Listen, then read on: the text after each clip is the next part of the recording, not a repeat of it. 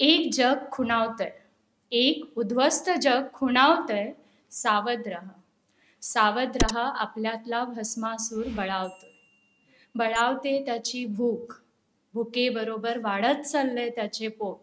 बळावते त्याची भूक, भुकेबरोबर वाढत चाललंय त्याचे पोट, जे कधी भरतच नाहीये, जे कधी भरतच नाहीये. वाढते त्याची हाव, वाढते त्याची हाव, ही हाव सगळंच गिळते. जे समोर येईल ते, ज्यावर मन बसलं आहे ते. गिळून टाकल्यात तिने माणुसकी, नाती, आचार विचार साऱ्याच भावना. गिळून टाकल्यात तिने माणुसकी, नाती, आचार विचार साऱ्याच भावना, पण अजून काही तिची भूक भागत नाहीये. म्हणून ती आता गिळू पाहते. ती आता गिळू पाहते, माणूस म्हणून 3-4 उरलेल्या त्या माणसांना, ज्यांनी गावे रुजवली, जगवली, वाढवली, मातीत घट्ट धरून ठेवली.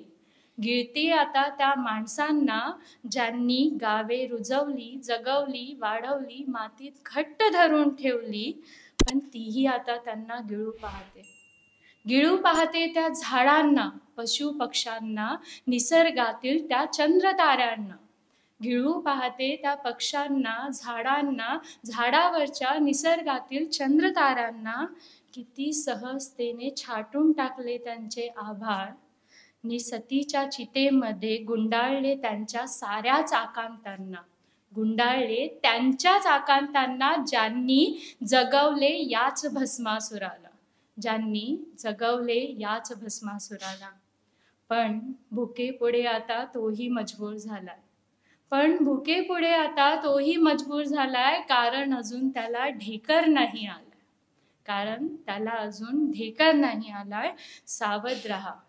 भस्मासूर आता आपलेच एक जग उद्ध्वस्त करू पाहतोय. भस्मासूर आता आपलेच एक जग उद्ध्वस्त करू पाहतोय, भूक भागवण्यासाठी, जी भागतच नाहीये. सावध रहा, आपले जग उद्ध्वस्त होतंय. सावध रहा, आपले जग उद्ध्वस्त.